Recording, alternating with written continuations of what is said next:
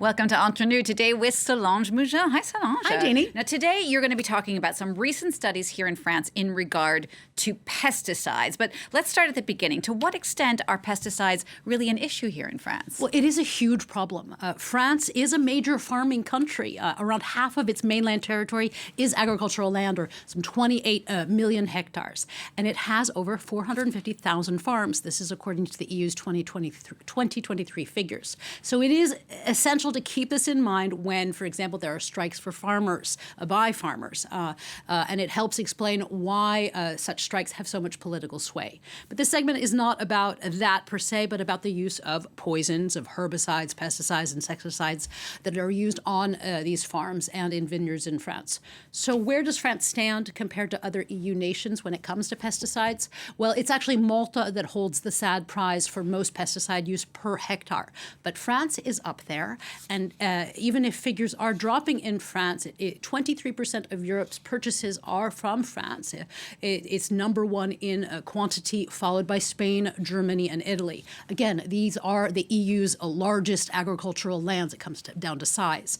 Now, those figures are not new, but what is new is a better understanding of how such pesticides travel. So to tackle this, I am going to break this segment into three sections: clouds and exports, wine, and some legal pushback, and also a little bit of hope. All right, well, let's start, first of all, with the clouds. So a study came out that found that clouds can actually be a reservoir of pesticides. Yeah, a group of Franco-Italian researchers wanted to find out how many pesticides are actually up in the clouds above France. So from the observatory of the Puy-de-Dôme in central France, they took measurements of 450 substances in 6 different layers of clouds, this all throughout the year. And the findings are alarming.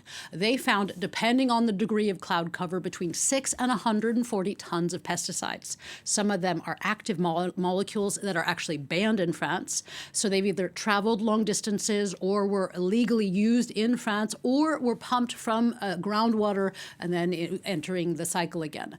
The researchers say that the 140-ton level is actually likely to be an underestimation because the team didn't study glyphosate, which is the most used pesticide in France and in the world. But the study does show that even in the most remote places of the world, there are these cocktails of pesticides floating above our heads. Now, you can't even really argue and say, France is just a victim here of other nations' lax policies. Greenpeace has just released a report that shows that the EU still massively produces and exports substances that it has banned for use here in Europe. And the report found that despite vows to stop this trade, there are still loopholes and sales have actually surged, they say, with thousands of tons of toxic substances that are banned in Europe but are being sold to some 59 countries worldwide.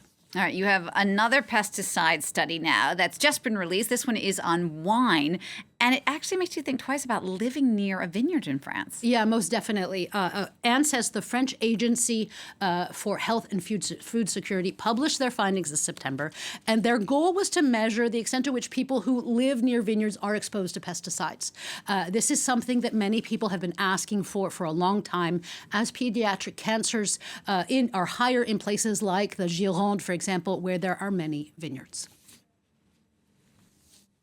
The vineyard you can clearly see is less than 10 meters from the houses. We have videos of the winemakers walking by spraying with a mask, which is frustrating because we have children who aren't wearing masks.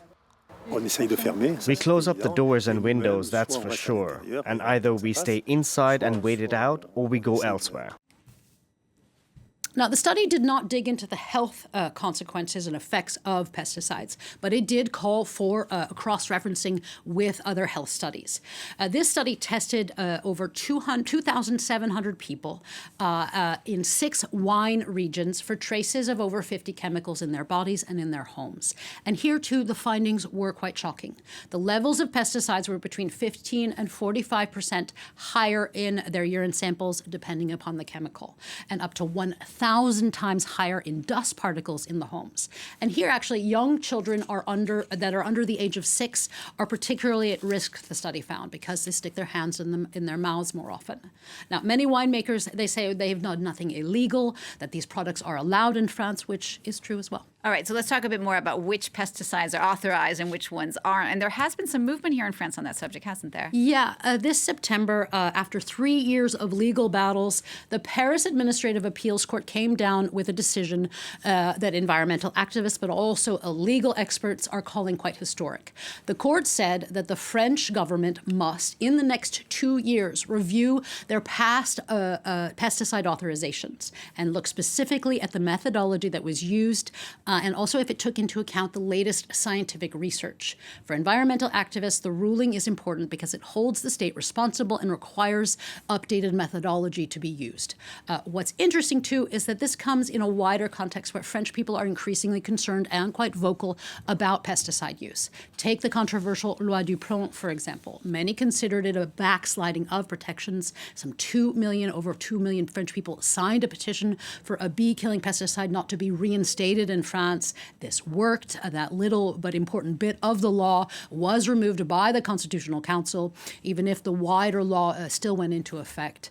And there is a sign that people are increasingly concerned and vigilant about what's in our air, our clouds, our homes, and also in our wine as well. All right, Solange, thank you for staying on top of that for us. That's France 24. Solange Mougin in Entre Nous. You're watching France 24. Stay with us.